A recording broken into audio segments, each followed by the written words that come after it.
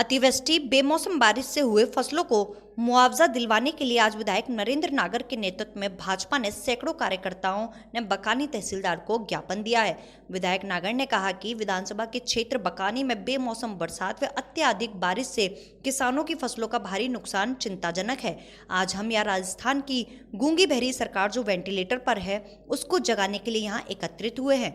पूर्व मुख्यमंत्री वसुंधरा राजे ने भी झालावाड़ दौरे के दौरान जिला कलेक्टर को निर्देश दिए थे कि बकानी क्षेत्र में भी बारिश से बहुत नुकसान हुआ है, उसका अब जल्दी सर्वे करवाने के लिए निर्देश दिए, लेकिन 1 महीना गुजर जाने के बाद भी कोई रिपोर्ट यहां से अधिकारियों द्वारा भेजी नहीं गई है। झालावाड़ जिले के किसानों को छोड़कर सब जगह प्राथमिक रिपोर्ट जा चुकी है।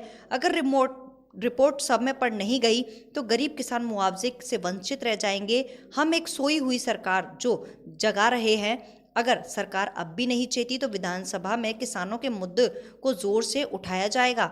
हम किसानों के हक के लिए हमेशा लड़ते रहेंगे।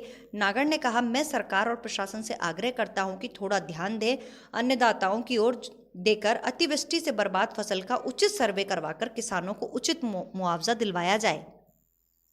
भारत माता की जय। आज इस राजस्थान की गूंगी बेरी सरकार को जो वेंटिलेटर पर चल रही है उसको जगाने के लिए हम बकानी तहसील में हमारे दोनों भारतीय जनता पार्टी के जो मंडल हैं रटलाई और बकानी, दोनों मंडल के अध्यक्ष, बकानी के मंडल अध्यक्ष पूनम जी शर्मा साहब, रटलाई के मंडल अध्यक्ष अमरलाल जी लोधा साहब, जिले के मंत्री चंद्र प्रकाश जी, मनोज जी मुझे साहब, स्थानीय पंचायत समिति के प्रधान मोतीलाल जी एरवाल साहब, उप प्रधान साहब, भारतीय जनता पार्टी के पूरे दोनों मंडल से पधारे हुए सभी पार्टी के पदाधिकारी गण और सभी इस बकानी तहसील के किसान भाइयों, आज हम सब जो एकत्रित आए हैं वो कल मेरे को जब पता चला कि अभी तक भी झालावाड़ जिले में किसानों की जो फसल बर्बाद हुई है उसकी गिरदावरी रिपोर्ट अभी तक पूरे झालावाड़ जिले में कहीं की नहीं गई। उसमें आप सबको पता है और हमें सबको पता है कि जुलाई और अगस्त में जो अतिवृष्टि हुई थी उस अतिवृष्टि के होने की वजह से या जून के अंतिम सप्ताह में बरसात होने के बाद 15 दिन तक बरसात नहीं आने की वजह से जो फसल बर्बाद हुई या आगे आने वाले समय में यदि समय पर बरसात नहीं हुई उसके बाद भी क्या स्थिति होने वाली है ये आप और हम अच्छी तरह किसान सब समझते हैं। क्योंकि अधिकारी एसी में बैठते हैं, सरकार एसी से चल रही है, उनको ये पता नहीं है कि जून में जब बरसात हुई और किसानों ने जब बुआई के 15 दिन तक जब बरसात नहीं हुई उसके बाद उस फसल की क्या स्थिति हुई, वो किस प्रकार से बची। आधी फसल तो किसानों ने हाकी और आधी फसल जो बची वो भी कहीं न कहीं 50% जमीन पर है। इस प्रकार के हालात उस समय बने। उसके बाद जब बरसात आई तो बरसात इतनी तादाद में आई कि 1 फुट बरसात एक दिन में हुई। उसके बावजूद जिस प्रकार के हालात ये पूरे झालावाड़ जिले के बने वो आप सबको पता है। उसके बाद आप सबको ये भी पता है कि केंद्रीय नेतृत्व भी, केंद्रीय टीम भी यहाँ पर आई। हमारी पूर्व मुख्यमंत्री जी वसुंधरा राजे जी भी, क्योंकि वो झालावाड़ जिले में सब जगह नहीं जा पाई इसलिए वो कानपुर में उनका आना हुआ और हवाई सर्वे के रूप में वो बकानी भी आई, वो डग भी गई, वो मनोर थाना भी गई और झालापाड़ भी गई।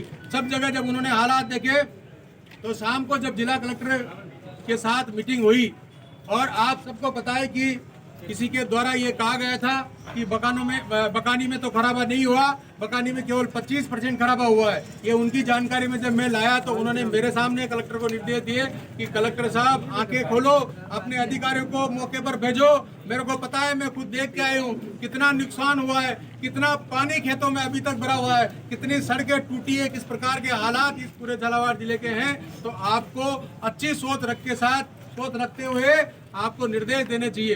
निर्देश देने के बाद भी आप सबको पता है 1-1.5 महीना गुजर गया, अभी तक पटवारियों के द्वारा झालावाड़ को कोई रिपोर्ट नहीं गई। आप सबको पता है जब केंद्र सरकार के पास समय पर रिपोर्ट नहीं जाती है और रिपोर्ट नहीं जाने की वजह से फिर बाद में मुआवजा नहीं मिलता है। प्रारंभिक रिपोर्ट निश्चित रूप से जानी चाहिए। आज यदि 50-60% या 70% जो खराब हुआ है, प्रारंभिक रिपोर्ट निश्चित रूप से जानी चाहिए और आगे आने वाले समय में यदि और खराबा होता है तो उसकी रिपोर्ट एडिशनल होकर और जानी चाहिए, पर प्रारंभिक रिपोर्ट जानी चाहिए ताकि उनकी जानकारी में रहे कि वास्तव में झालावाड़ जिले में और इस बकानी तहसील में खराबा हुआ है। आपको पूर्व में अभी जैसे पूनम चंद जी बता रहे थे, हमारी भी सरकार थी, वसुंधरा राजे जी की सरकार थी, और एक समय की बात है, आप सबको पता है, जब हमारी फसल अच्छी लहलहा रही थी और हमें लग रहा था कि इस बार तो 2 से 3 बोरी तक हमारी सोयाबीन निकलेगी, और जब अपन ने कटाई की तो वो 25, 30, 40 किलो और एक कट्टे से ज़्यादा नहीं निकली, और उसके बाद हमें मुआवजा नहीं मिला। जबकि 12 को मुआवजा मिला, जबकि कोटा को मुआवजा मिला, जबकि बूंदी को मुआवजा मिला। हमारे उस समय तत्कालीन जिला कलेक्टर विष्णु मलिक साहब थे, और उस समय गुलाब जी कटारिया उस समय गृह मंत्री थे, और फसल खराबे के मंत्री वही थे। हम सब ने मिलकर बहुत प्रयास किया, पर केंद्र सरकार को चूंकि रिपोर्ट में भेजी थी वो अच्छी फसल की बेच चुकी थी सरकार, उसके बाद हमें मुआवजा नहीं मिला। हमें बहुत दुख हुआ और बहुत पीड़ा हुई जब लगा किसानों को भी कि आसपास वाले हाड़ोती में सबको मुआवजा मिला है और हमें मुआवजा नहीं मिला। उसी दिन महारानी साहब ने कसम खाई थी और हम सब लोगों ने कसम खाई थी, अगले साल चाहे कुछ भी हो जाए, चाहे किसानों की 2 बोरी 3 बोरी भी फसल निकलेगी, पर फिर भी इनको मुआवजा दिलाएंगे। तो वो सरकार अपनी सरकार थी, वो सरकार वसुंधरा राजे जी की सरकार थी, जिन्होंने उस समय जिस समय फसल खराब हुई थी, जिसकी रिपोर्ट अपन नहीं भेज सके, अपनी गलती से मुआवजा नहीं मिल सका, पर चूंकि अगले साल अच्छी फसल होने के बाद मुआवजा नहीं मिलता है, पर मुआवजा नहीं मिलने के बाद भी राजस्थान की सरकार ने, वसुंधरा राजे जी की सरकार ने मुआवजा देने का काम किया। आप सबको पता है। साथ ही साथ आप सबको ये भी पता है कि किस प्रकार के हालात बनने लोगों को दिख रहा है, पटवारियों को दिख रहा है,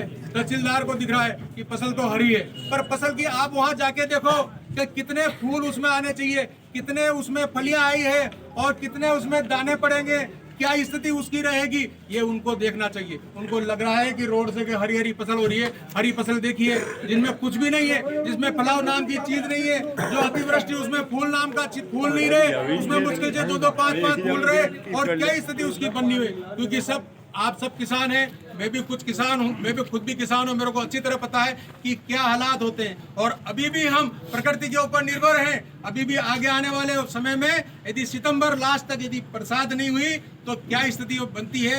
यदि दाना पड़ेगा तो दाना ये जो रहेगा वो ज्वार होती है, वो बारीक बारीक ज्वार, वो ज्वार की तरह वो दाना रह जाएगा, वो दाना भी पक नहीं पाएगा, और जब उसका एवरेज होगा तो वही 40-50 किलो से ज्यादा सोयाबीन निकलेगी। जब आप सबको पता है और हम मानते हैं कि इस बरसात की फसल के खराबे के लिए हमारे देश के प्रधानमंत्री जी ने बीमा की घोषणा की है, और हम किसानों से बीमा करवाते हैं। हमारा केसीसी से बीमा काटा जाता है, हमारा सहकारी से बीमा काटा जाता है, कुछ राज्य सरकार देती है, कुछ केंद्र सरकार देती है। इसके बावजूद किसानों को मुआवजा मिलता है, पर स्थिति ये है कि इसकी रिपोर्ट के आधार पर मुआवजा मिलता है, और रिपोर्ट समय पर जानी चाहिए। एक बार केंद्र सरकार को जानकारी में आनी चाहिए, और इसीलिए आज हम इस बकानी में प्रशासन को जगाने आए हैं कि आप अभी प्राथमिक रिपोर्ट निश्चित रूप से दो कि कितना खराबा किस पटवार हल्के में हुआ है।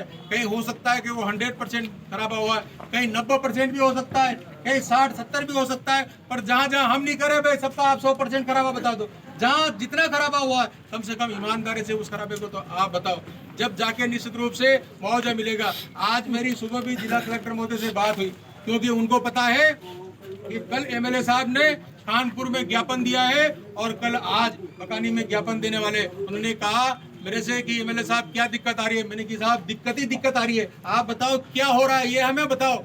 कि लोग परेशान हैं, लोगों के फोन आ रहे हैं कि अभी तक पटवारी हमारे हल्के में नहीं आया, इस प्रकार की स्थिति हमारी बनी हुई है। तो उन्होंने कहा कि अभी तो सितंबर तक हम इसका फसल का खराबे की जांच करेंगे। मैंने कहा सितंबर तो बड़ी बात है, तो अभी एक बार आप प्राथमिक रिपोर्ट तो दो, क्योंकि झालावाड़ जिले का अभी तक भी पूरे देश में खराबा नहीं गया है। हमें आप सबने अखबार में देखा होगा